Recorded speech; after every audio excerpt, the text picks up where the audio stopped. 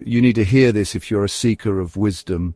The story of Job is very old. It comes from the ancient East. Job was a real person. He lived in the land of Uz. The Bible tells us about him. He was known for his goodness. He was a man of great integrity. His life was truly remarkable. Job was a very special man. He was described as blameless. This means he lived rightly. He was also an upright person. He always tried to do good. He feared God with all his heart. This means he respected God deeply. He turned away from any evil. Job's character was outstanding indeed. He was not just good in private. His reputation was widely known. He is a famous figure of faith. His story shows great perseverance.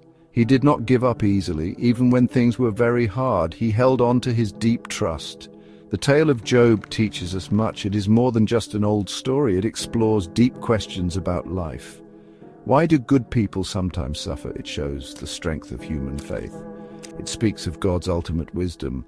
Job's journey is one of endurance. It still inspires many people today. Before his troubles, Job was blessed. He had a very large family. He was a father to 7 sons. He also had 3 lovely daughters. His children brought him great joy. They would often feast together. Job prayed for them regularly. He wanted them to be blessed. Job was also a very wealthy man. His riches were quite considerable. He owned thousands of sheep. He had 3,000 camels too.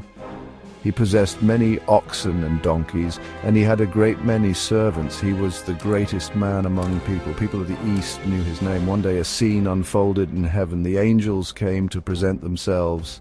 They came before the Lord God. Satan, the accuser, also came.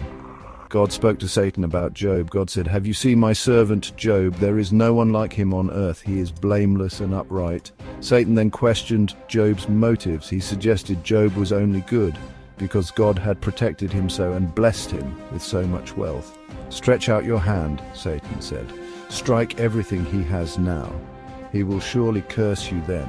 God allowed Satan to test Job. The first test for Job began swiftly. One disaster followed another quickly. A messenger came with bad news. Raiders had stolen Job's oxen. They had taken all his donkeys. They also killed the servants there. Only one messenger escaped to tell. Job was listening to this news before that messenger even finished. Another one arrived in haste. He brought more devastating tidings. Fire from God fell from the sky. It burned up all of Job's sheep. It also consumed the servants. Again, only one person survived. He came to tell Job the horror. Then a third messenger appeared. His news was just as terrible. Chaldean raiders formed 3 groups. They attacked Job's many camels. They carried all of them away. They put the servants to the sword. This messenger alone had escaped. Job's immense wealth was vanishing.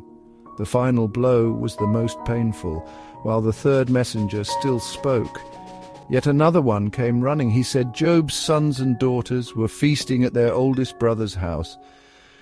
Suddenly a mighty wind swept in. It struck the 4 corners of the house. The house collapsed and all died. Words of friends' comfort or more pain. Despite losing all he held dear, Job did not sin against God. He did not accuse God of wrong. He tore his robe in deep grief. He shaved his head, a sign of mourning. Then he fell to the ground. He worshipped God in his pain. His faith, though tested, held firm. Satan presented himself to God again. God pointed to Job's faithfulness, even after such terrible loss. Satan argued the test was not enough. Skin for skin, Satan replied then. Strike his flesh and bones now. He will surely curse you then. God allowed Satan to afflict Job's body. So Job was struck with painful sores. They covered him from head to toe. He took a piece of broken pottery. He used it to scrape his skin. He sat among the ashes suffering. His wife told him to curse God. She said he should curse God and die, but Job rebuked her for this. Job's 3 friends heard of his troubles. Eliphaz, Bildad, and Zophar came. They came to comfort their friend. When they saw him, they barely knew him. His suffering was so very great. They sat with him in silence for 7 long days and nights. Then they began to speak their minds. Faith rewarded lessons from Job's journey. Job's friends believed he must have sinned. They thought his suffering was punishment. They urged him to confess his wrongs.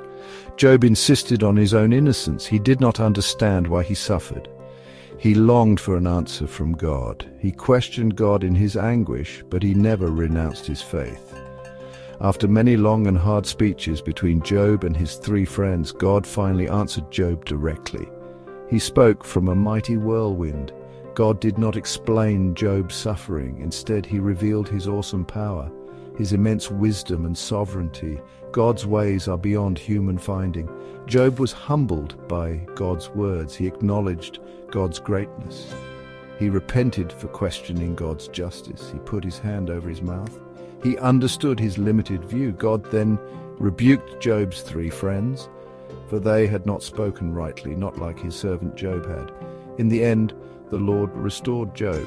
He blessed the latter part of Job's life more than his beginning was blessed. He gave Job twice as much wealth.